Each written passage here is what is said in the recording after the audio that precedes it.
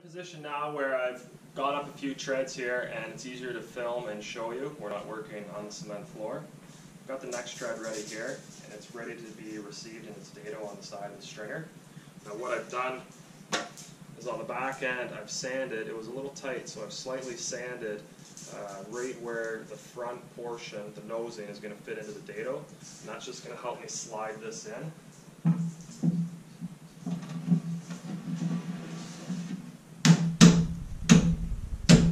So it goes about 90% of the way, and just the nosing piece here I'll have to tap it in.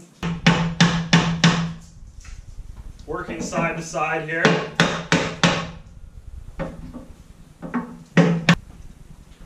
I can come up here, I can check that line is tight where the nose is, and I'm happy with that.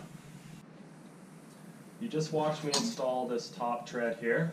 I've temporarily put wedges in on the back edge just to keep it tight. I don't want to put these wedges in all the way because I still want to be able to remove them.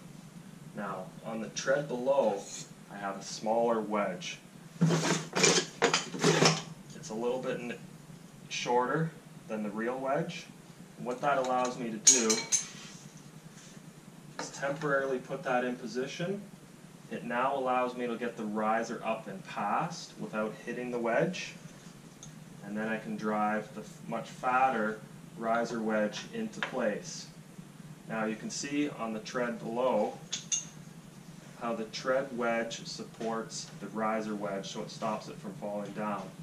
The only way to do that is to put the riser wedge in first, and then I'll cut it, and then put the larger tread wedge in, and you'll see that here now. Now that I have the smaller wedge in place, I can take my next riser, and I'm going to do a dry fit here.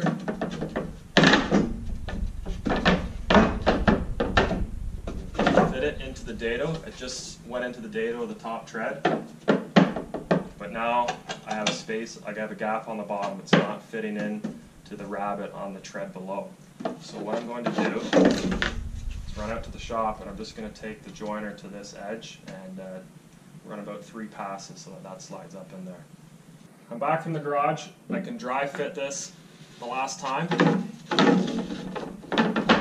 Fits in the top dado, and there, I just seated it into the bottom tread. So that's a lot better.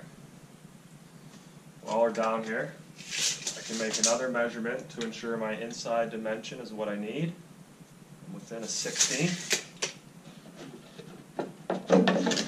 We can get ready for the glue up. Before we glue, I want to ensure that I have my final wedges as well as, where are they? There they are. My riser wedges. So I've type on 2. I'm going to put some glue in the bottom dado. I'm going to put it more towards the bottom surface. Once I press this in, I don't want glue to come out and protrude to be visible, because my stain won't stick to that. So when I apply the glue, I'm going to try and angle it towards the bottom. Just a nice steady bead. I have water ready to clean up. And then I'll also put the same bead on the top. And I'm going to keep this towards the back edge as well. So more glue will likely come out the back. I don't have to clean as much on the front.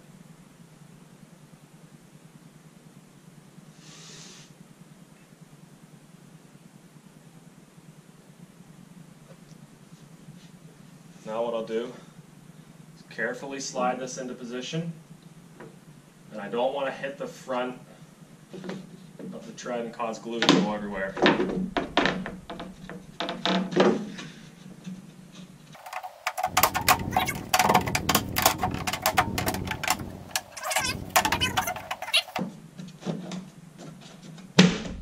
And now I just seated it into the bottom. Before I do anything else, I'm just going to quickly go to the front and make sure no glue is coming out. So, we'll put the riser wedge in in its final position, and then we'll cut it, and then we can put the tread wedge in. And take a liberal amount of glue.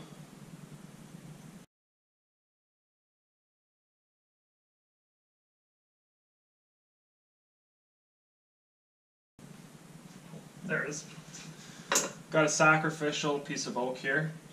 I'm just going to tap the top of the wedge in to make sure it's fully seated in the dado. Do that on both sides. Now there's just enough here to grip on the bottom of the wedge. I'm going to drive it home.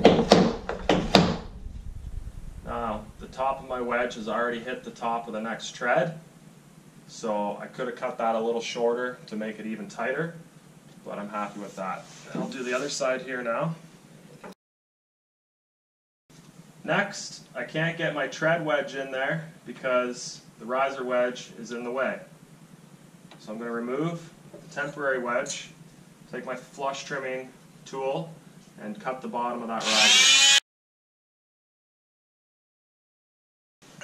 Now I can grab 2 tread wedges. Same procedure with the glue up.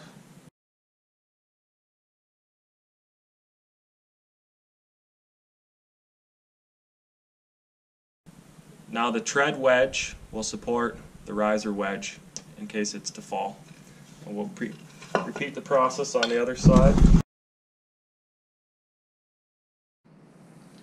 As a final step to keep the riser attached to the tread, I'm just going to take my countersink bit and install 4 screws.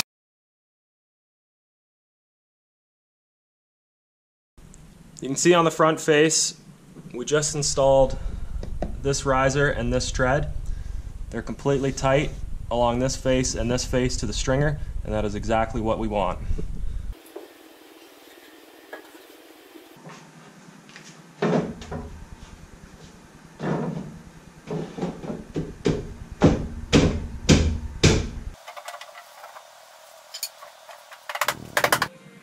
The final riser is designed that it can't have a wedge driven behind it. I'm tight against my supporting back wall here, so what I'll have to do is lift the staircase up, and then I'm going to apply glue to this inside surface, and then I'll brad nail the final riser to that, and then the last piece of nosing will be installed after the stairs are in place and level with the final floor.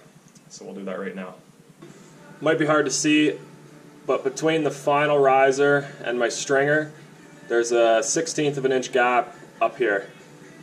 And I won't have a wedge to be able to drive that tight, nor will the brad nail pull it in because my dado on the back of the tread is stopping that. So what I'm going to do is just go to the shop and I'm going to shave off the bottom of this riser a little bit to close that gap up. So it took 5 minutes. All I did was take a 1/16 off this surface and this dado. Now it slides up there really tight. Spent all this time working on these stairs. You don't want to have just a little gap at the top, so it's definitely well worth it.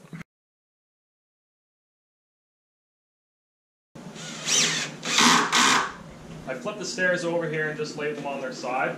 I have the last riser, and it's easier to put it in position when the stairs are on its side.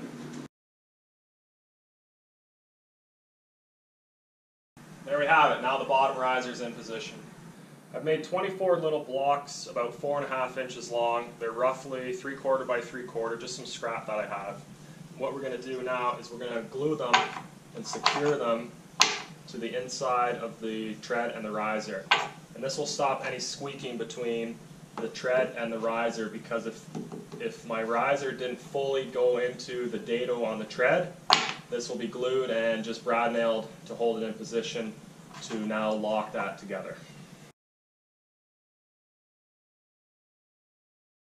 Under the landing now you can see the final product. Here's the main stairs here. All the wedges, the horizontal wedge supports the vertical wedge. This one you can really see how that horizontal wedge is definitely supporting the vertical wedge. It's all glued in there.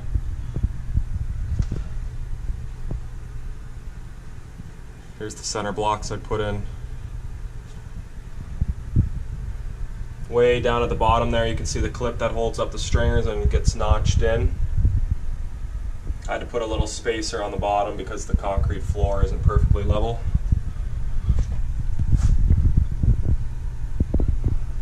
And on the top as well, you can see the clip with a wedge.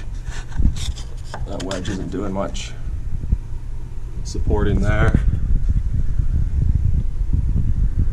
And on this side.